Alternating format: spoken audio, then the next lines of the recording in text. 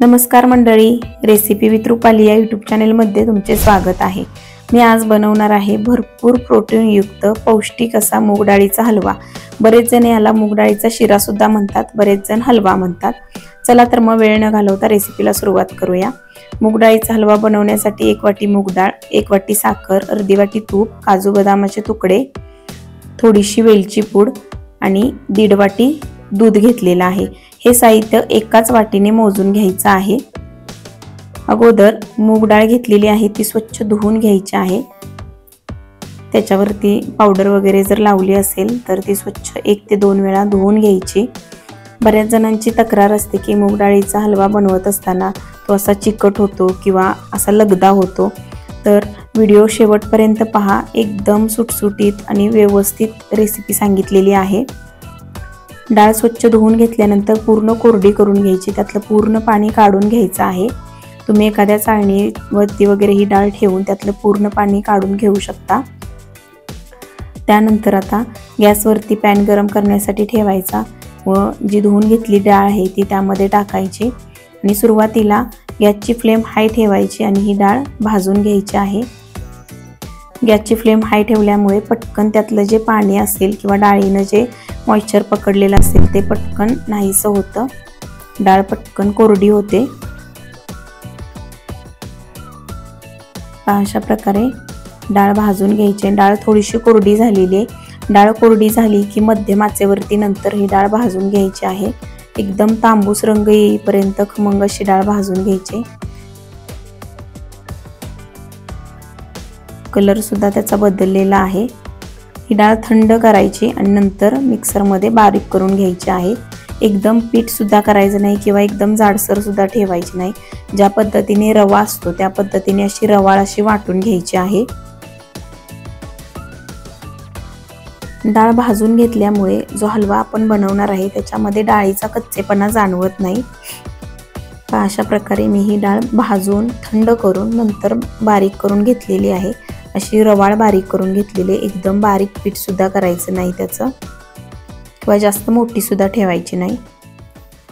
त्यानंतर एका पॅन मध्ये जे अर्धी वाटी तूप घेतलेलं आहे त्यातलं थोडंसं तूप घ्यायचं, म्हणजे एखादा चमचा शिल्लक ठेवायचा, बाकीचं तूप पॅन मध्ये घ्यायचं। त्यामध्ये जी वाटून घेतलेली डाळ आहे ती सर्व टाकायची आणि आता हे 3 ते 4 मिनिटं मध्यम आचेवरती खमंग भाजून घ्यायचं आहे। अगोदर डाळ सुद्धा भाजून घेतलेली होती पण ती कोरडीच डाळ भाजलेली होती। आता ते आपण बारीक करून घेऊन पुन्हा तुपामध्ये खमंग भाजून घ्यायचंय। हा हलवा बनवत असताना तूप थोडंसं जास्ती लागतं। मध्यम आचेवरती 3 ते 4 मिनिट असं भाजून घ्यायचंय। नाश्त्यासाठी नेहमीच आपण पोहे, उपमा किंवा शिरा खात असतो, पण हा मूग डाळीचा जर हलवा तुम्ही एकदा बनवून खाल्लात तर खूप पौष्टिक आहे आपल्या शरीरासाठी। लहानांपासून मोठ्यांपर्यंत सर्वांनाच आवडेल असा आहे आणि त्याचबरोबर सर्वांना उपयुक्त असा आहे। पहा, हे 3 ते 4 मिनिटं मध्यम आचेवरती खमंग भाजून घेतलेला आहे।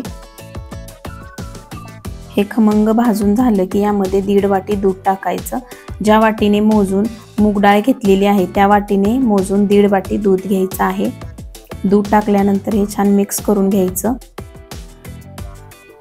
या पद्धतीने तुम्ही हे मूग डाळीचं प्रीमिक्स सुद्धा तयार करून ठेवू शकता। मूग डाळ भाजून बारीक करून जर ठेवली तर तुम्हाला जेव्हा हवा आहे त्यावेळेला हलवा बनवू शकता।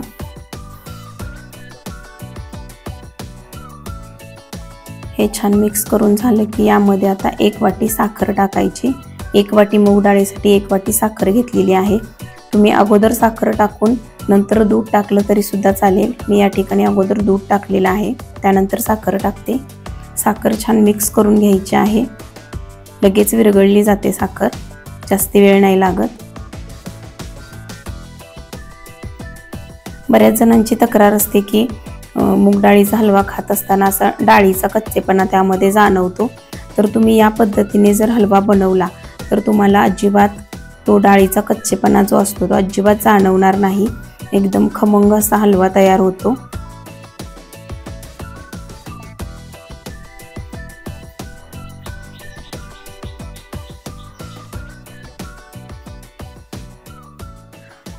साखर छान विरघळलेली आहे।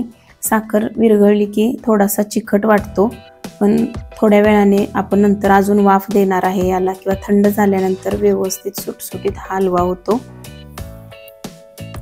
पहा, यामध्ये टाकायची आहे आता थोडीशी वेलची पूड, त्यानंतर काजू बदामाचे तुकडे टाकायचे। पुन्हा एकदा हे छान मिक्स करून घ्यायचं आहे।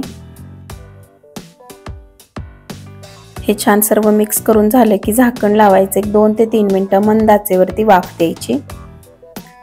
त्यानंतर यामध्ये 1 चमचा तूप सोडायचं आहे। जे आपण अर्धी वाटी तूप घेतलेलं होतं त्यातलंच 1 चमचा तूप मी शिल्लक ठेवलेलं होतं, ते वरून थोडंसं सोडायचं आणि पुन्हा एकदा हे छान मिक्स करून घ्यायचं। वरून तूप सोडल्यामुळे काय होतं तर हलवा एकदम सुटसुटीत छान होतो। हे छान सर्व मिक्स करून घ्यायचं। या पद्धतीने मूग डाळीचा हलवा नक्की एकदा बनवून पहा आणि कसा झाला ते कमेंट करून सांगायला विसरू नका। तुम्हाला जर माझ्या रेसिपीज आवडत असतील तर लाईक करा, त्याचबरोबर तुमच्या मित्रमैत्रिणींना, नातेवाईकांना शेअर करा। तयार आहे खमंग पौष्टिक असा मूग डाळीचा हलवा। रेसिपी कशी वाटली कमेंट करून नक्की सांगा। अशाच नवनवीन खमंग पौष्टिक रेसिपींसाठी जर चॅनलला सबस्क्राईब केलं नसेल तर पटकन चॅनलला सबस्क्राईब करा। थँक्यू।